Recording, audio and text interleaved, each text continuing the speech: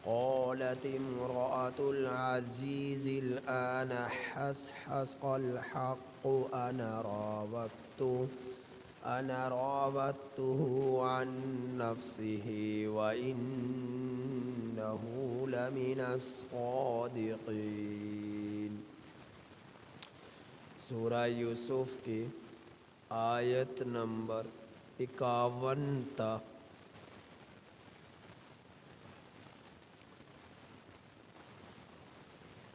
57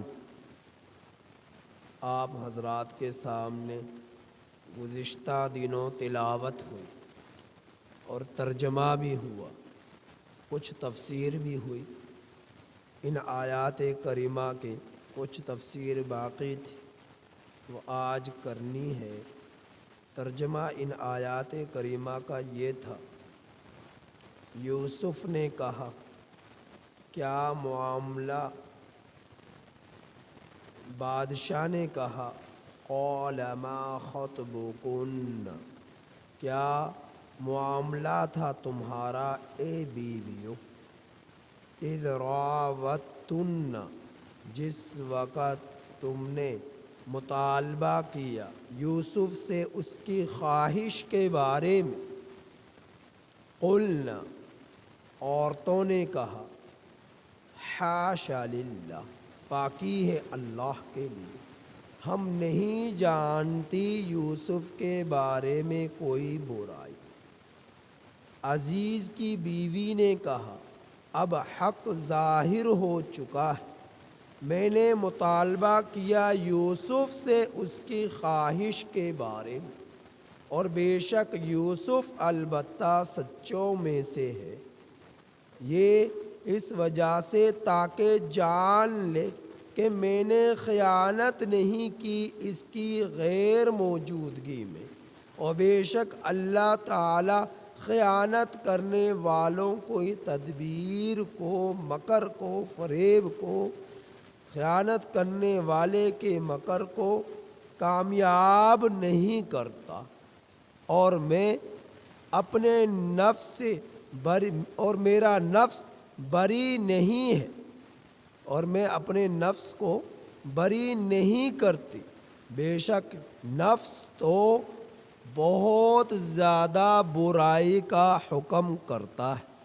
مگر جس پر میرا رب رحم فرمائے، بے شک میرا رب بخشنے والا رحم فرمانے والا ہے۔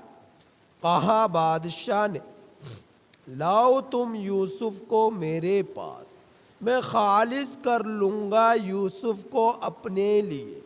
پھر جس وقت یوسف سے گفتگو کی، یوسف نے کہا، بادشاہ نے کہا انک الیوم لدینا، بے شک آپ آج کے دن ہمارے ہاں عزت دار ہیں، امانت دار ہیں۔ یوسف نے کہا اجعلنی، بنا دیجئے مجھے، مقرر کر دیجئے مجھے زمین کے خزانوں پر، بے شک میں حفاظت کرنے والا، خوب جاننے والا ہوں۔ اور اسی طرح ہم نے قدرت دی یوسف کو زمین میں، ٹھکانہ دیا یوسف کو کہ زمین میں جہاں چاہیں وہ، جہاں چاہتے ٹھکانہ پکڑتے۔ ہم نے حصہ دیا اپنی رحمت کا، ہم اپنی رحمت پہنچاتے ہیں جسے چاہتے ہیں، اور ہم نیکوں کاروں کے اجر کو ضائع نہیں کرتے، اور البتہ آخرت کا اجر بہتر ہے ان لوگوں کے لیے جو ایمان لائے، وَكَانُوا يَتَّقُونَ، اور متقی ہوئے۔ حضرت یوسف علیہ السلام کو نے خواب کی تعبیر اور تدبیر دونوں بتلائی۔ اور جب اس خواب کی تعبیر کو بادشاہ ریان بن ولید نے سنا تو اس نے خادم کو بھیجا کہ اس کو میرے پاس یعنی یوسف کو میرے پاس بلا کر لاؤ۔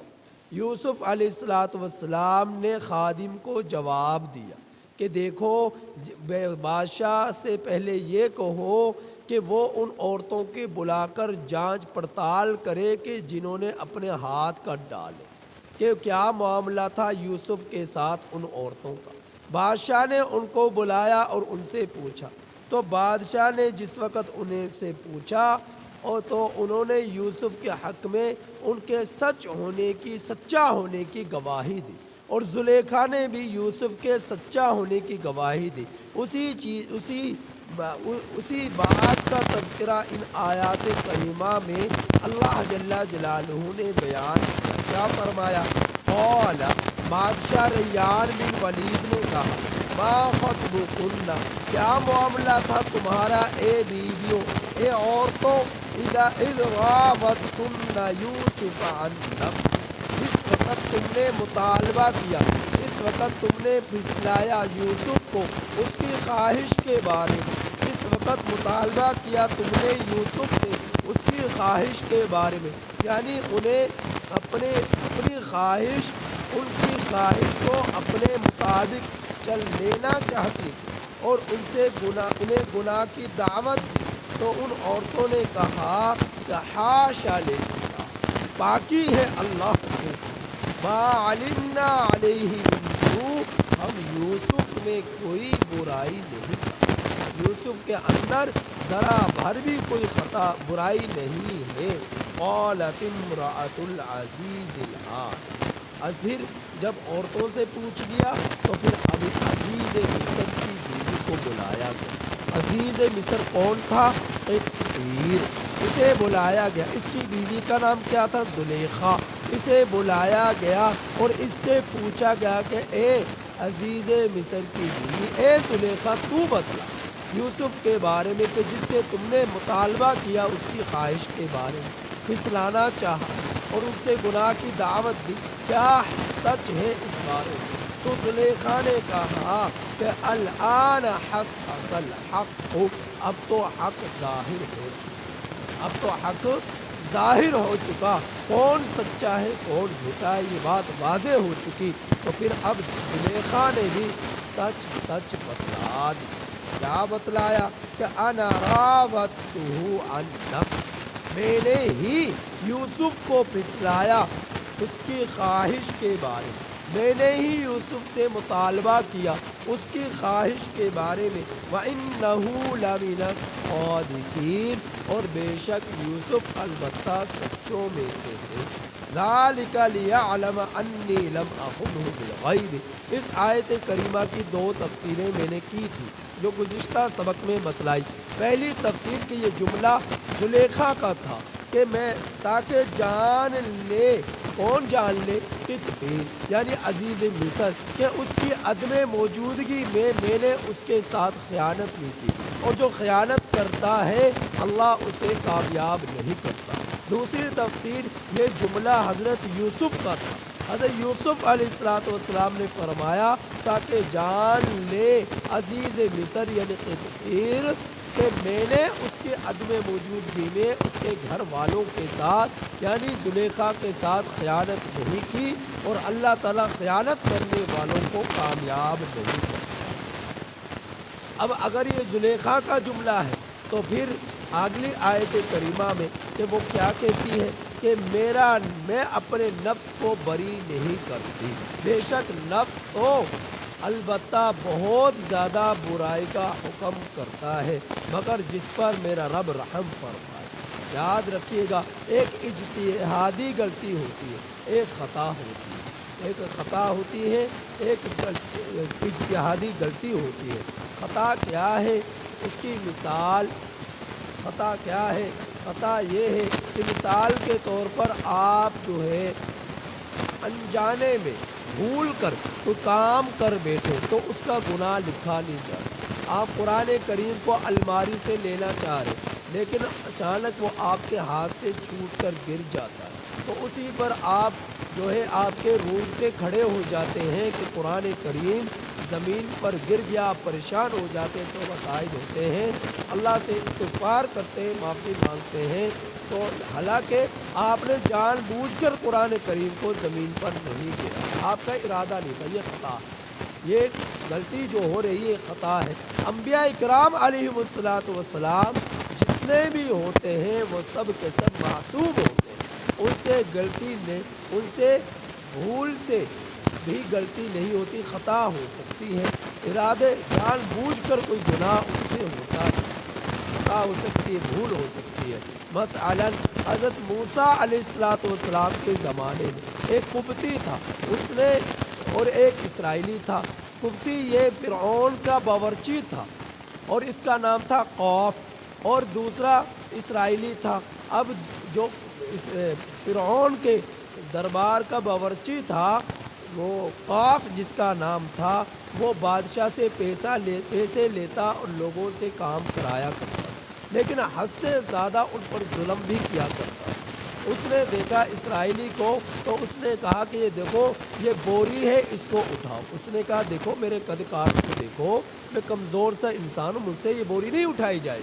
اس قبطی نے جو ہے اصرار کیا، نہیں تجھے اٹھانی ہی پڑے گی، ضد پر اڑ گیا۔ اس کی نظر اسرائیلی کی پڑی حضرت موسیٰ علیہ الصلوۃ والسلام پر، تو اس نے پکارا، موسیٰ علیہ الصلوۃ والسلام تشریف لے آئے اور کہا کہ دیکھو میں مجھ سے یہ زبردستی اس وزن کو اٹھا رہا ہے جبکہ میں اٹھا نہیں سکتا۔ حضرت موسیٰ علیہ الصلوۃ والسلام نے اسے سمجھایا، وہ نہ سمجھا، تو حضرت موسیٰ علیہ الصلوۃ والسلام نے اسے ایک مکہ رسید کر دیا۔ مکہ رسید کرنے کا مقصد اسے قتل کرنا نہیں تھا، اسے تنبیہ کرنا تھا، لیکن وہ مر گیا۔ اب وہ اللہ کے پیغمبر کا مکہ تھا، 40 مردوں کے برابر ایک پیغمبر کو اللہ طاقت عطا فرماتے ہیں۔ اب اس نے حضرت موسیٰ علیہ الصلوۃ والسلام نے مکہ مارا، لیکن قتل کرنے کا ارادہ نہیں تھا، یہ غلطی خطا ہوئی، خطان غلطی ہوئی، تو اس پر کوئی پکڑ نہیں۔ تو انبیاء کرام علیہ الصلوۃ والسلام سے کوئی غلطی ہو جائے تو خطا تو ہوتی ہے لیکن گناہ نہیں ہوتا، تو غلطی سرزد ہو جائے، اور کوئی کسی بھی پیغمبر سے ایسا گناہ نہیں ہوتا کہ جو اللہ رب العزت کے غضب کو ابھارے، اللہ کے نافرمانی کرے، جیسا کہ، اور اس کی حفاظت اللہ زمانہ جاہلیت میں بھی فرماتے ہیں، جیسا کہ جو ہے نبی حضرت عمر بن خطاب رضی اللہ تعالیٰ عنہ کے زید بن عمر کے زمانہ جاہلیت میں موحدین میں ان کا شمار ہوتا تھا، تو عید کے پرستاروں میں ان کا شمار ہوتا تھا۔ ان کے سامنے کوئی جانور غیر اللہ کے نام پر ذبح کیا ہوا پیش کیا گیا، تو جب ان کے سامنے پیش کیا گیا، انہوں نے پوچھا، انہوں نے کہا کہ یہ بتلاؤ مجھے کہ جس زمین سے چن کر اس جانور نے چارہ کھایا تو وہ زمین کی پیداوار کس نے پیدا کی؟ تو خود ہی جواب دیا اللہ نے۔ یہ بتلاؤ یہ جانور جو پانی پیتا ہے وہ پانی کس نے پیدا کیا؟ پھر فرمایا کہ یہ اللہ نے۔ پھر فرمایا کہ یہ جانور جس زمین پر چلتا ہے وہ زمین کس نے پیدا کی؟ تو فرمایا خود ہی جواب دیا اللہ نے۔ جب چارہ دینے والی ذات اللہ کی ہے، زمین پیدا کرنے والی ذات اللہ کی ہے، پانی پلانے والی ذات اور پانی پیدا کرنے والی ذات اللہ کی ہے، تو پھر اس کو غیر کے نام پر ذبح کیوں کیا اور تنبیہ کی اور اس کھانے کو واپس کر دیا؟ نبی کریم صلی اللہ علیہ وسلم کے زمانہ جو ہے نبوت سے پہلے آپ کے سامنے ایک موٹا تازہ دمبا جانور ذبح کیا گیا اور پلیٹ میں اس کا گوشت رکھ کر نبی کریم صلی اللہ علیہ وسلم کے سامنے پیش کیا گیا۔ آپ صلی اللہ علیہ وسلم نے پوچھا کہ کس کے نام پر ذبح کیا؟ فرمایا کہ فلاں بت کے نام پر ذبح کیا۔ نبی کریم صلی اللہ علیہ وسلم نے فرمایا کہ نام صرف میرے رب کا چلتا ہے، اللہ کے نام پر ذبح کرو، غیر اللہ کے نام پر ذبح نہ کرو، تو غیر اللہ کے نام پر ذبح کیا ہوا جانور حرام ہوتا ہے۔ تو آپ صلی اللہ علیہ وسلم نے اس کھانے کو واپس کر دیا، اس کو تناول نہ فرمایا۔ تو اللہ کو چھوڑ کر غیر کے نام پر نظر و نیاز پیش کرنا، غیر اللہ کے نام پر جانوروں کو صدقہ ذبح کرنا, ان کی گردنوں پر چھری چلانا, صدقہ خیرات کرنا غیر اللہ کے نام پر, یہ ایسی چیز ہے جو انسان کو شرک میں مبتلا کر دیتی ہے اور وہ جانور کی حلت کو حرمت میں تبدیل کر دیتی ہے. تو اس لیے نام صرف اللہ کا چلتا ہے, غیر کا نہیں چلتا. تو اللہ ہی کے نام پر جانوروں کو ذبح کیا جائے, اللہ ہی کے نام پر نذر و نیاز پیش کیے جائیں, اللہ ہی کے نام پر صدقات خیرات عطیات دیے جائیں, غیر اللہ کے نام پر نہ دیے جائیں. تو انبیاء کرام علیہ الصلوۃ والسلام اور اللہ کے نیک بندے جو ہے اللہ ان کی گناہوں سے حفاظت فرماتے ہیں, اور انبیاء کی جماعت معصوم جماعت ہوتی ہے, ان سے کوئی خطا کوئی غلطی نہیں ہوا کرتی. اللہ رب العزت ان کی حفاظت فرماتے ہیں. تو حضرت یوسف علیہ الصلوۃ والسلام کے اور زلیخا دونوں کے تفسیر, ان دونوں آیات کریمہ, یا پہلی تفسیر حضرت زلیخا کے مطابق ہو سکتی ہے, دوسری تفسیر جو ہے حضرت یوسف علیہ السلام کے متعلق ہو سکتی ہے. کہ کیا فرمایا کہ میں اپنے نفس کو بری قرار نہیں دیتا, کہ بے شک نفس تو بہت ساری برائیوں کو حکم کرتا ہے. تو اللہ نے بچایا حضرت یوسف کو گناہ کرنے سے, کیونکہ اللہ کی ذات بخشنے والی ہے, رحم فرمانے والی ہے. بادشاہ نے جب یہ ساری جو ہے حق ظاہر ہو چکا, یوسف کے بارے میں جو حق واضح ہو چکا, تو پھر بادشاہ نے فرمایا کہ یوسف کو بلا کر لاؤ, میں اپنی ذات کے لیے اسے خالص کر لوں گا. یوسف آئے اور ایسے بادشاہ کے سامنے پیش ہوئے, تو حضرت یوسف علیہ الصلوۃ والسلام کے بارے میں بادشاہ نے کہا کہ آج کا دن آپ ہمارے ہاں لدینا مکین امین, عزت دار ہیں, امانت دار ہیں. امانت دار کیوں کہا؟ اس لیے کہا کہ دیکھو یہ جوان تھا اور شباب کے عروج پر تھا, اور اس حال میں ایک گھر ہے, اس میں سارے گناہ کے اسباب موجود ہیں, اور یہ اللہ سے اتنا ڈرتا ہے کہ گناہ کے لیے ایک عورت نوجوان حسین و جمیل اس کے سامنے پیش ہے, اور وہ اپنے رب سے ڈرتا ہوا اس گناہ کی دعوت کو قبول نہیں کرتا, اور سینکڑوں عورتوں کی دعوت کو قبول نہیں کرتا, اپنی عزت کی, اپنی جان کی, اپنے رب سے ڈرتے ہوئے حفاظت کرتا ہے. تو یہ سب سے زیادہ عزت دار ہے, امانت دار ہے, کہ تقریر کی عدم موجودگی میں بھی اس کی بیوی کے ساتھ خیانت نہیں کی. جب چاہتا تو کر سکتا تھا, کسی کو کیا پتہ چلتا, لیکن اس کے اندر رب کا ڈر تھا, اور ایک جو ہے ایک امانت دار کی امانت کی پاسداری اس کے دل میں پھوٹ پھوٹ کر بھر چکی تھی. تو یہ شخص اس لائق ہے کہ اسے اس عہدے پر فائز کیا جائے, اس کے ذمے کوئی جو ہے حکومتی سطح پر کوئی ذمہ داری عائد کی جائے. تو یہ بات کی تو حضرت یوسف علیہ السلام کہ آپ اگر ایسا کرنا چاہتے ہیں تو مجھے زمین کے خزانوں پر مقرر کریں, کیونکہ میں حفاظت کرنے والا ہوں اور خوب جاننے والا ہوں کہ کس طرح اب یہ قحط کے زمانے میں اور پیداوار کے زمانے میں 7 سال کس طرح پیداوار کو کی حفاظت کرنی ہے, اور قحط کے زمانے میں کس طرح اس پیداوار کو ضرورت مندوں میں تقسیم کرنا ہے. میں خوب جانتا ہوں کہ خزانوں کو, ملکی خزانے کو کس طرح نفع پہنچانا ہے. تو حضرت یوسف علیہ الصلوۃ والسلام کو زمین کے خزانوں پر اللہ ہی کی طرف سے بادشاہ کے دل میں ڈالے جانا اور اس کا مقرر کر دینا, یہ سب میرے رب کے فیصلے ہیں. اللہ رب العزت کے پہلے, اور پھر اللہ نے جب مقرر کر دیا, پھر آپ ہر دن, ہر ہفتے یا مہینے کسی نہ کسی صوبے کا گشت کیا کرتے, اور فصلوں کی کاشتکاری کی حفاظت کے جو مشورے لوگوں کو دیا کرتے, اور غلہ اناج کی حفاظت کے طریقے لوگوں کو بتلایا کرتے. مصر کے 16-17 صوبے تھے, ہر صوبے میں کہیں نہ کہیں آپ کا سفر ہوا کرتا تھا. اللہ نے اسی کے بارے میں فرمایا کہ یتبوأ من حیث یشاء, جہاں چاہتے آپ ٹھکانہ پکڑتے, نصیب برحمتنا من نشاء, ہم پہنچاتے ہیں اپنی رحمت جسے چاہتے ہیں. تو یہ اللہ رب العزت کے رحمت تھی آپ پر جو اللہ نے پہنچائی. کہ دیکھیے کہاں جو ہے کنعان شہر کے رہنے والے ملک شام میں, اور پھر کنویں میں آپ کو ڈالا جانا, کنویں سے پھر آپ کا نکلنا, پھر مصر کی منڈیوں میں آپ کی بولیاں لگنا, اور آپ کی خرید و فروخت کی آوازیں بلند ہونا, یہاں تک کہ آپ کو خرید کر جو ہے پیر عزیز مصر, وزیر اعظم مصر کے دربار میں پیش ہونا, اور پھر شان و شوکت کے ساتھ وہاں زندگی بسر کرنا, پھر آزمائش میں پڑنا, اور آزمائش کے نتیجے میں جیل خانے میں جانا, پھر جیل خانے سے بڑے جو ہے پروٹوکول کے ساتھ آپ کو مصر کے بادشاہ ریان بن ولید کے دربار میں پہنچنا, اور پھر وہاں پر آپ کو کہاں ایک کنویں سے نکل کر آپ مصر کے بادشاہ بن جائیں. یا اللہ رب العزت کی رحمت کا نتیجہ ثمرہ ہے، اور اللہ رب العزت اپنی رحمت جسے چاہتے پہنچاتے ہیں۔ ولا نضيع اجر المحسنین، اور اللہ تعالیٰ نیکوکاروں کا اجر کو ضائع نہیں کرتا۔ پھر میرے اللہ نے فرمایا یہ تو دنیا کا اجر تھا کہ جو اللہ کے لیے قربانی دیتا ہے، مجاہدات کرتا ہے، یہ دنیا میں اللہ اسے انعام عطا فرماتے ہیں، لیکن اس کے مقابلے میں ولا اجر الاخرہ، البتہ آخرت کا اجر خیر للذین آمنوا، بہتر ہے ان لوگوں کے لیے جو ایمان لائے، وکانوا یتقون، اور ڈر ڈر کر زندگی گزارتے ہیں، تنہائی میں ہے تب بھی ڈرتے، مجمع میں ہوتے